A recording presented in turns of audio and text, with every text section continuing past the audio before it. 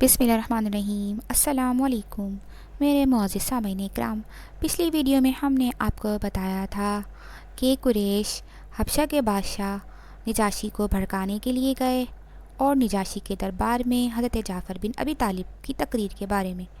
آج کی ویڈیو میں ہم آپ کو بتائیں گے کہ قریش کے لکھے ہوئے معاہدے کو دیمک نے کھا لیا۔ یہ وہی معاہدہ تھا کہ جس کی وجہ سے نبی کریم صلی اللہ علیہ وسلم اور ان کے خاندان والے شعیب ابی طالب میں 3 سال تک مقیم رہے۔ اور آج کی ویڈیو میں ہم آپ کو نجران کا وفد جو نبی کریم صلی اللہ علیہ وسلم کے پاس آیا تھا اس بارے میں بھی بتائیں گے۔ آپ سے گزارش ہے یہ ویڈیو آخر تک ضرور دیکھیے گا۔ چلیے ویڈیو کا ہم باقاعدہ آغاز کرتے ہیں۔ مکے کے مسلمان گھاٹی شعیب ابی طالب میں مقیم تھے۔ وہ اس میں 3 سال تک رہے۔ یہ 3 سال بہت مصیبتوں کے سال تھے۔ اسی گھاٹی میں حضرت عبداللہ ابن عباس پیدا ہوئے۔ یہ حالات دیکھ کر کچھ نرم دل لوگ بھی غمگین ہوتے تھے۔ ایسے لوگ کچھ کھانا پینا ان حضرات تک کسی نہ کسی طرح پہنچا دیا کرتے تھے۔ ایسے میں اللہ تعالیٰ نے آپ صلی اللہ علیہ وآلہ وسلم کو اطلاع دی کہ قریش کے لکھے ہوئے معاہدے کو دیمک نے چاٹ لیا ہے۔ معاہدے کے الفاظ میں سوائے اللہ کے نام کے اور باقی کچھ نہیں بچا۔ نبی پاک صلی اللہ علیہ وآلہ وسلم نے یہ بات ابو طالب کو بتائی۔ ابو طالب فوراً گئے اور قریش کے لوگوں سے کہا کہ تمہارے عہد نامے کو دیمک نے چاٹ لیا ہے اور یہ خبر مجھے میرے بھتیجے نے دی ہے۔ اس معاہدے پر صرف اللہ کا نام باقی رہ گیا ہے۔ اگر بات اسی طرح ہے جیسا کہ میرے بھتیجے نے بتایا ہے تو معاملہ ختم ہو جاتا ہے، لیکن اگر تم اب بھی باز نہ آئے تو پھر سن لو، اللہ کی قسم جب تک ہم میں آخری آدمی بھی باقی ہے اس وقت تک ہم محمد صلی اللہ علیہ وآلہ وسلم کو تمہارے حوالے نہیں کریں گے۔ یہ سن کر قریش نے کہا ہمیں تمہاری بات منظور ہے، ہم معاہدے کو دیکھ لیتے ہیں۔ انہوں نے معاہدہ منگوایا، اس کو واقعی دیمک چاٹ چکی تھی، صرف اللہ کا نام باقی تھا۔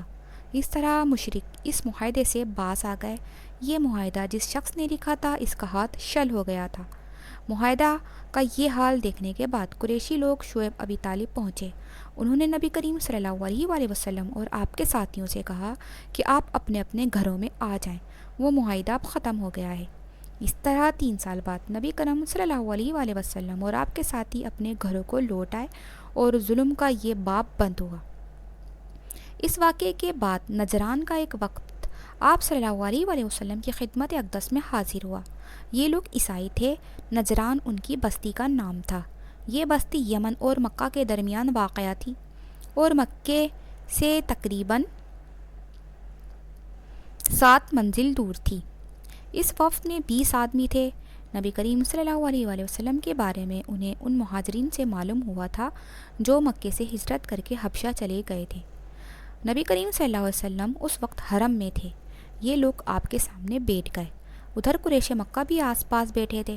انہوں نے اپنے کان آپ صلی اللہ علیہ وآلہ وسلم اور اس وفد کی بات چیت کی طرف لگا دیے۔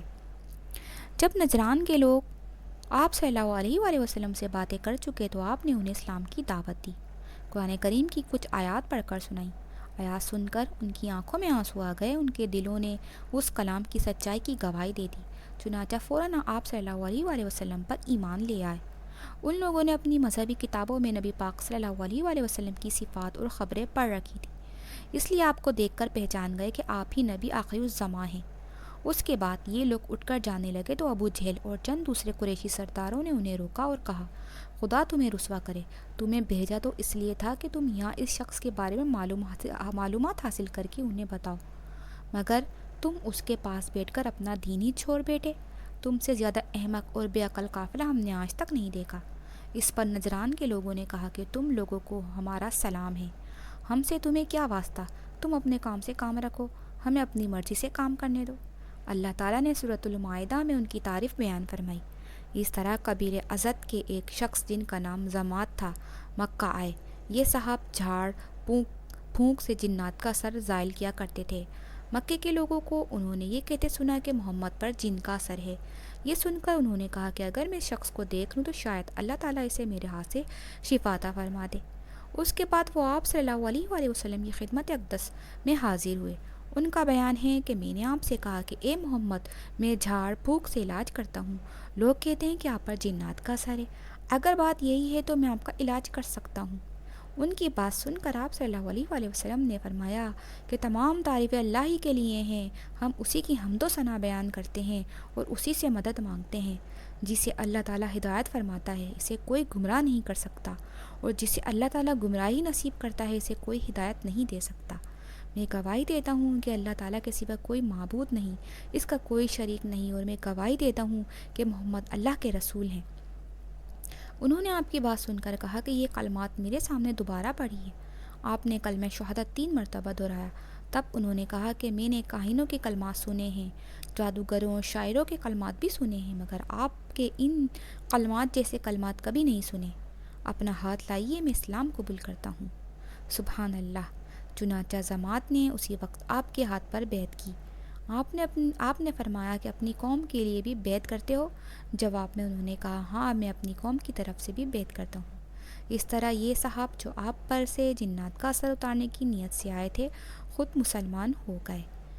سبحان اللہ۔ میرے معزز سامعین اکرام، ایسے اور بھی بہت سے واقعات پیش آئے تھے۔ میرے معزز سامعین اکرام، اس سے اگلے واقعات آپ ہماری اگلی ویڈیو میں ضرور ملاحظہ کیجیے گا۔ جب تک کے لیے اللہ حافظ۔ شکریہ۔